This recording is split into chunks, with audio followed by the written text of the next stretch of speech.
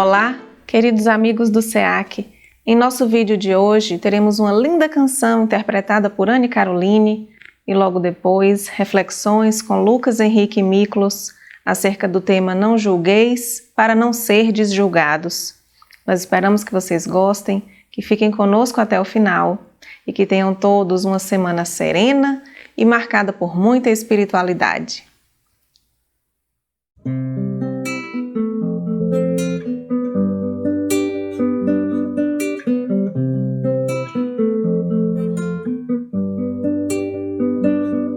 Quero ver o esperado Rabi na multidão.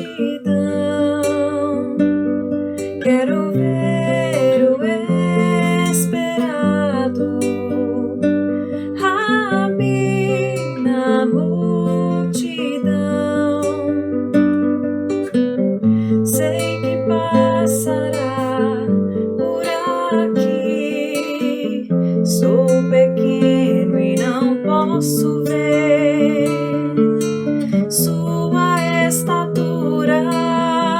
Tento à frente, procuro encontrar um lugar de onde o veja, uma árvore aos céus. Me elevarei do chão. Meu espírito deseja retirar a escama-véu e contemplar-te a visão.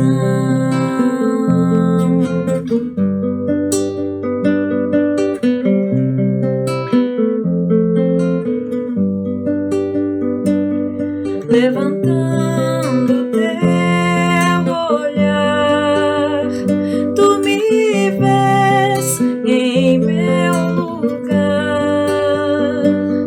Me convidas a cear em minha casa, vais entrar. Não mereço, sou Zaqueu, mais um servo no engano. Sou um publicano, se destituir a quem for, pagarei com justeza 4 vezes mais. Me elevarei do chão. Meu espírito deseja retirar a escama-véu e contemplar-te a visão.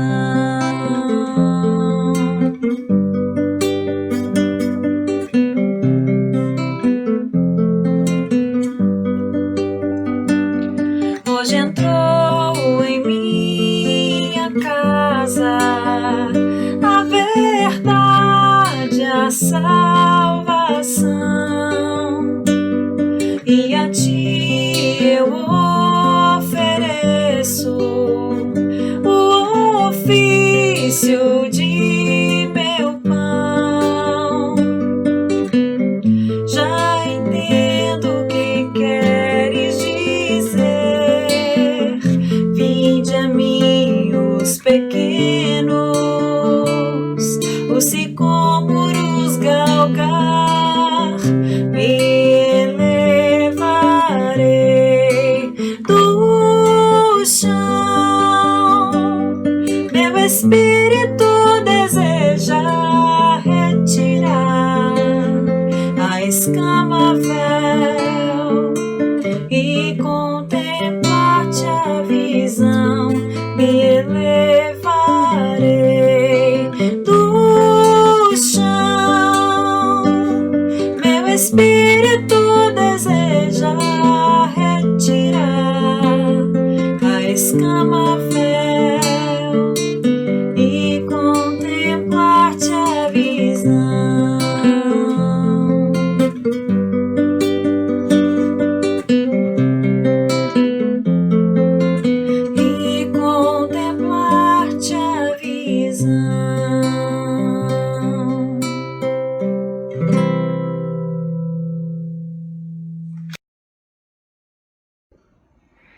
Queridas irmãs, queridos irmãos, que Deus nos abençoe e que Jesus, esse sol da Galileia, continue a aquecer os nossos corações hoje e sempre. É com grata satisfação que temos mais uma vez a oportunidade de podermos conversar um pouquinho sobre essa mensagem do Cristo, sobre essa boa nova que tanto consola e ampara os nossos corações. Hoje, para isso, nós nos dirigimos aqui ao Evangelho de João, no seu capítulo 8, em que ele nos narra essa cena belíssima, tão conhecida de todos nós, e que talvez seja uma das mais belas, uma das mais comoventes de todo o Evangelho, que é a cena da mulher adúltera.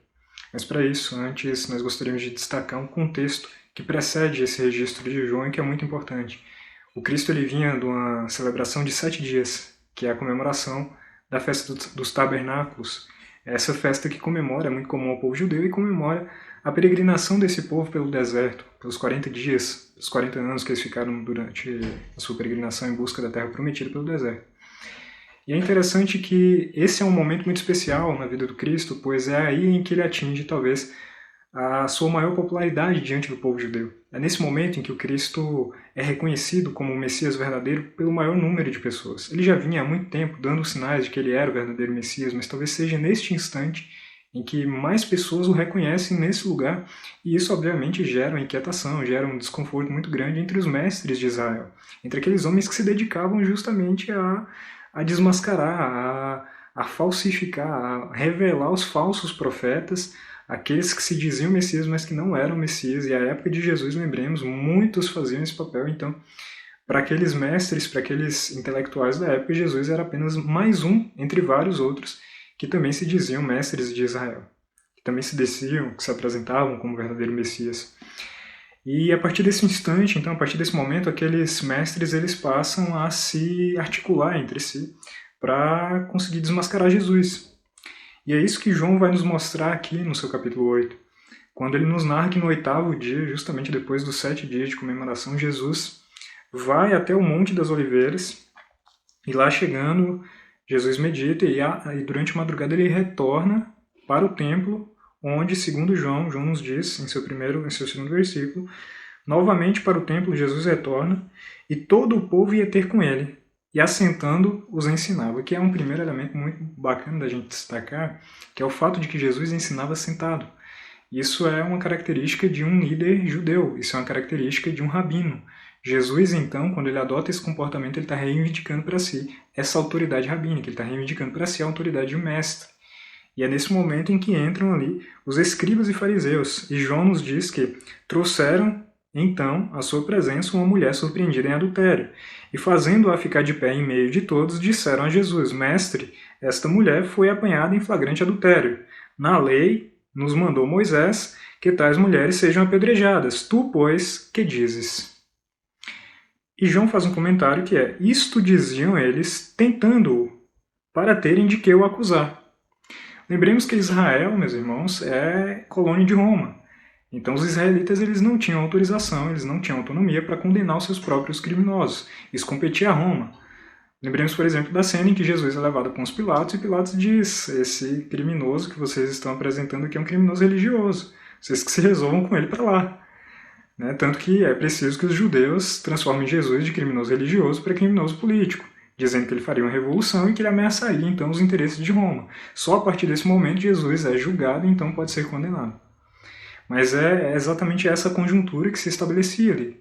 E é nesse cenário em que o Cristo é colocado, é tentado, pois que se ele dissesse apedreje, cumpra-se a lei, ele estaria comprando uma briga grandiosa com Roma.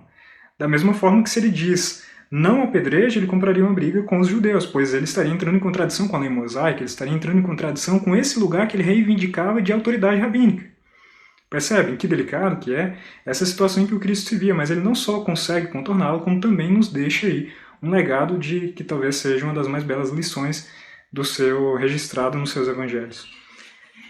Percebamos que o Cristo, segundo João, nesse instante, Jesus, inclinando-se, escrevia na terra com um dedo, que é um símbolo belíssimo.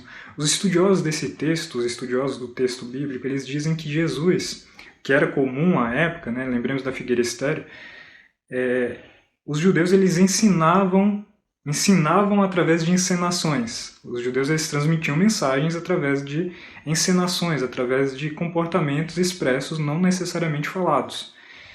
Então, Jesus, neste momento, ele adota uma postura em que ele queria dizer algo com ela.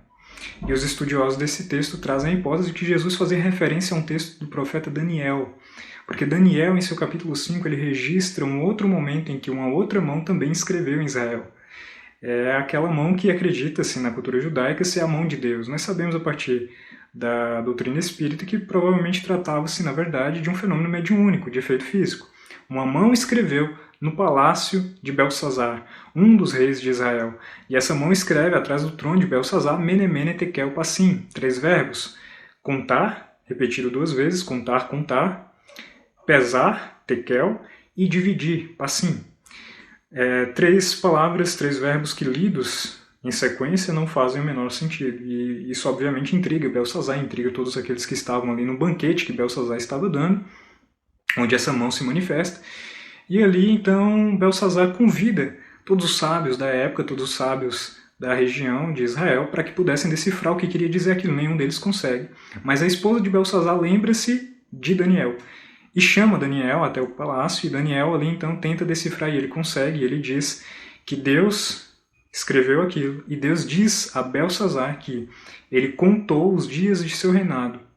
Pesou-te na balança e viu que você estava em falta em relação a ele, e dividiu seu reinado em 2. Essa profecia de Daniel cumpriria dali a alguns instantes, quando os medos e os persas invadiriam, capturariam o rei Belsazar, matariam e passariam então a dominar aquele reino e dividiriam entre eles, medos e persas.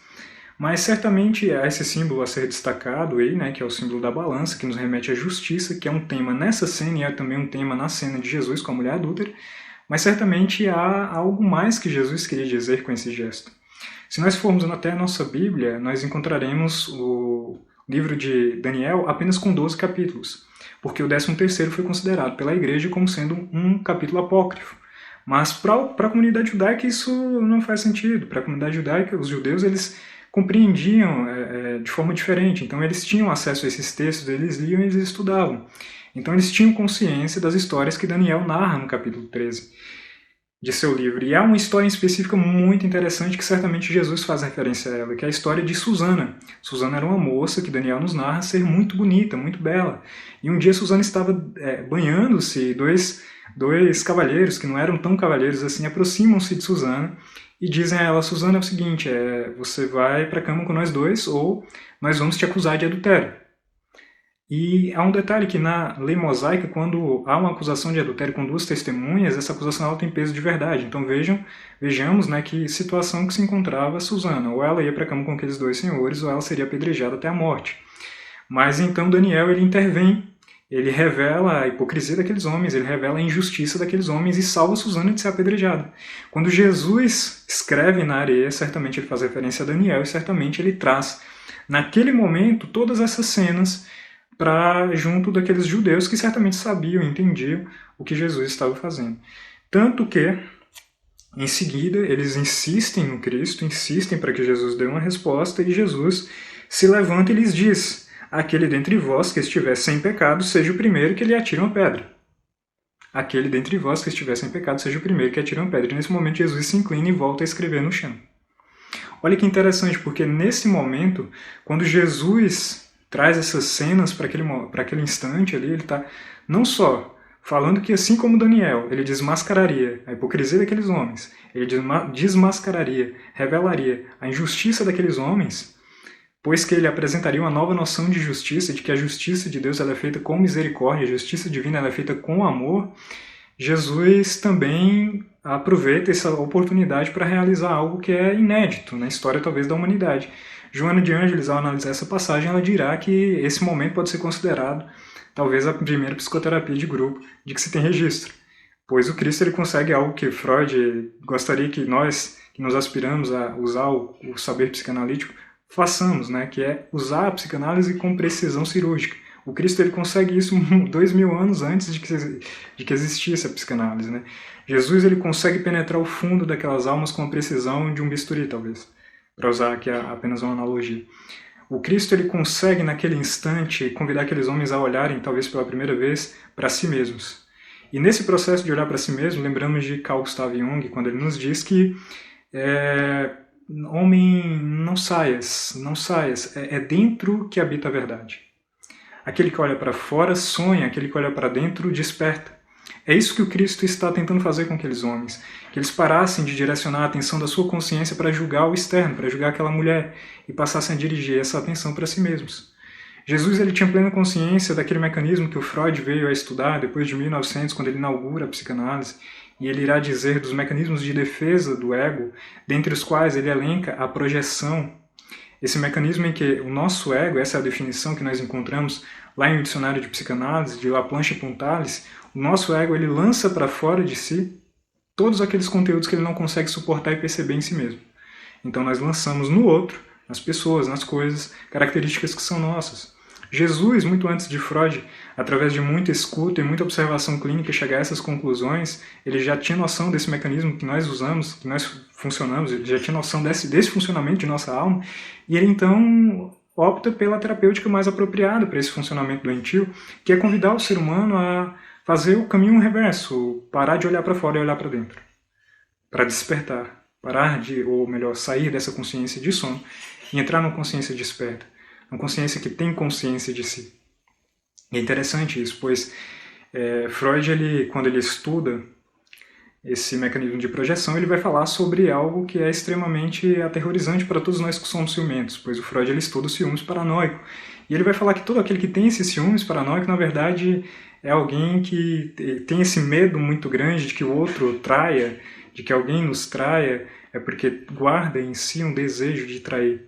Essa insegurança gerada por essa paranoia de não olhe para o lado, não olhe para fulano, não curta a foto dele, não curta a foto dela, né? Com quem que você estava ontem, com quem que você está agora, esse controle excessivo tem a ver muito mais com o nosso desejo de traição do que com a possibilidade de sermos de fato traídos. E isso é, sem dúvida nenhuma, um dos vários motivos pelos quais Freud é considerado a terceira ferida narcísica do Ocidente, porque ele revela a nossa hipocrisia, assim como Jesus o fez. Ele revela as nossas fragilidades, mas ao mesmo tempo ele não nos desencoraja, muito pelo contrário, ele nos mostra um caminho para que nós possamos conseguir nos situar no mundo de forma mais harmônica, de forma mais equilibrada, conseguindo literalmente tratar esse ego adoecido. É isso que o Cristo faz naquela cena. Joana de Ângeles dirá que Jesus, ele, uno com Deus, tornou-se para nós o arquétipo do homem integral. E é isso que Jesus faz ali. Jesus integra. Jesus, ele tinha uma capacidade imensa, obviamente, na condição de espírito puro, de integrar as polaridades que para nós não fazem sentido. Ele integrava a polaridade da ânima e do ânimos, essa energia materna, feminina, do amor que acolhe, que não censura, do amor que é todo misericórdia, que é todo compreensão, que é todo compaixão. E, obviamente, nós não estamos falando aqui de gênero, nós estamos falando dessas energias que Carl Gustav Jung, pai da psicologia analítica, estudará tão bem nesses complexos da ânima e do ânimos. Então ele tinha essa capacidade de mobilizar esse amor maternal, esse amor feminino, e ao mesmo tempo também aliar esse amor maternal ao amor masculino, essa energia paternal, esse amor paternal que orienta, que corrige, que educa, que pastoreia. Esse é o Cristo homem integral, esse é o Cristo íntegro, que nos convida também à união, que nos convida também à integridade da nossa psique. Esse é o Cristo que vai fazer esse movimento tão psicoterapêutico de convidar aqueles homens para olhar para si, de convidar aqueles homens para retirarem as suas projeções sombrias dos outros e olharem para esses conteúdos, terem coragem de olhar para esses conteúdos em si e acolhê-los, pois é isso que Jesus faz. Jesus estava diante dos dois sentimentos mais humanos da alma reencarnada na Terra, as duas forças mais intensas do ser humano, do espírito, no corpo físico, que são a sexualidade e a agressividade. E diante da sexualidade e da agressividade, Jesus acolhe. Jesus não condena, Jesus não rejeita. Diante do que há de mais humano no humano, Jesus é todo acolhimento. E ele ensina nesse momento para aqueles homens que eles não precisavam jogar pedras contra os outros nem contra si mesmo. Jesus acolhe aquela mulher, protege-a, mas acolhe também aqueles homens, que certamente saíram dali com as suas vidas, com uma perspectiva de consciência transformada. Isso é muito belo, pois o Cristo, em todas as circunstâncias, ele se apresentou como este, que não censura. O Cristo nos dá uma lição nessa cena não apenas de justiça, não que a sua justiça seja apenas amorosa, não que a sua justiça seja apenas misericordiosa, mas que a sua pedagogia também é amorosa e também é muito misericordiosa. E é isso que nós vamos entender quando nós nos voltamos para esse registro. Peço licença aos irmãos para continuar tendo de fazer algumas leituras, para um registro que está lá no livro de Humberto Campos. Antes, vamos apenas finalizar com João. João termina a sua narrativa falando que nesse momento aqueles que ouviram a resposta dada pelo Cristo, né, saíram de um em um dos mais velhos para os mais novos, abandonaram as pedras, soltaram as pedras. Não precisa mais de pedra nem contra o outro, nem contra si. E aí, neste instante, erguendo-se Jesus e não vendo a ninguém mais, além da mulher, perguntou-lhe: mulher, onde estão aqueles teus acusadores? Ninguém te condena? Ninguém te condenou? Respondeu ela: ninguém, Senhor. Então lhe disse Jesus: nem eu também te condeno, vai, e de futuro não voltes a pecar. Olha que belo, porque provavelmente nos instantes iniciais, quando essa mulher foi jogada ali, provavelmente descabelada, já toda machucada, provavelmente com seu coração gélido, já ansiando, já imaginando a morte que se aproximava, ela sabia que ela estava diante de um judeu, numa cultura que era completamente machista, numa cultura falocêntrica, numa cultura patriarcal, e que provavelmente ela seria condenada à morte. Quando Cristo, então, ao invés de condená-la à morte, acolhe, imaginemos o que não deve passar na dimensão afetiva dessa criatura, desse encontro com Jesus. E talvez seja esse o encontro que mais ansiamos com Cristo, esse encontro de acolhimento, esse encontro em que possamos sentir esse carinho caloroso de Jesus, esse carinho caloroso do Cristo nos dizendo que nós podemos nos acolher, que nós podemos nos amar com as imperfeições que nós temos. Imaginemos que situação que eu acredito que todos nós ansiamos, mas imaginemos que situação maravilhosa essa situação que é aquele encontro que Maria Magdala tem com Jesus ressurreto, quando ele diz Maria, ele pronuncia seu nome, e ela volta-se para trás e diz mestre, reconhecendo a sua autoridade. É interessante porque as mulheres elas aparecem no Evangelho sempre com posturas, sempre suscitando lições muito belas, sempre com posturas muito nobres. Aqueles dois discípulos caminharam com Jesus no caminho de Emaús durante quilômetros, talvez, e não perceberam que estava diante do Mestre. Maria de Magdala bastou apenas uma palavra, né, para que ela reconhecesse de quem se tratava. Mas voltando para a nossa cena aqui com a mulher adúltera, Jesus então não a condena, Jesus a acolhe. E se nós nos voltarmos aqui para o livro Boa Nova, do nosso querido Humberto Campos, psicografia do nosso querido Francisco Cândido Xavier, no seu capítulo 13, Condenação, Pecado e Condenação, Humberto Campos traz essa cena da mulher adúltera e os bastidores dela, nos quais Jesus tem um diálogo muito interessante com João, que é quem registra essa experiência. E João então pergunta a Jesus, do alto de sua imaturidade, muito parecido conosco, né? Ele pergunta a Jesus, mas se a lei determina que deveria ter apedrejado aquela mulher, por que não apedrejá-la? Jesus dá uma explicação belíssima. Jesus, em dado momento, ele diz o seguinte: João, é por isso que não condena o pecador para afastar o pecado. Não condena o pecador para afastar o pecado. Essa é a pedagogia do Cristo. Não condena o pecador para afastar o pecado. Em todas as situações, prefiro acreditar sempre no bem. Em todas as situações, prefiro acreditar sempre no bem. Quando observares, João, os seres mais tristes e miseráveis, arrastando-se numa noite pejada de sombra e desolação, lembra-te da semente grosseira, que encerra um germe divino e que um dia se elevará do seio da terra para o beijo de luz do sol. Olha que bonito isso que o Cristo nos registra, através da escrita de Humberto Campos, né? Que lição muito bela, que serve para nós mudarmos as lentes que nós usamos para visualizar os outros. O Cristo, muitas vezes, ele conhece mais os nossos potenciais amorosos e ele prefere se ater a esses potenciais, se ater ao que há de divino no humano, do que ao que há de sombrio, pois ele sabe que esse estado sombrio é transitório e o estado divino é permanente. Então Jesus ele muda o foco e nos convida também a mudarmos o foco quando nós olharmos para o humano. Mas, sobretudo, Jesus nos ensina que a sua pedagogia, a educação do Espírito, ela se faz com amor. Ela se faz com acolhimento, ela se faz com compreensão, com compaixão. Isso não significa conivência com o mal. O mal ele precisa de educação, ele não precisa ser negado, ele não precisa ser rejeitado, ele não precisa ser combatido. Joana de Ângeles nos dá uma medida perfeita para isso. Diante do mal, notemos que tipo de sensações nós sentimos.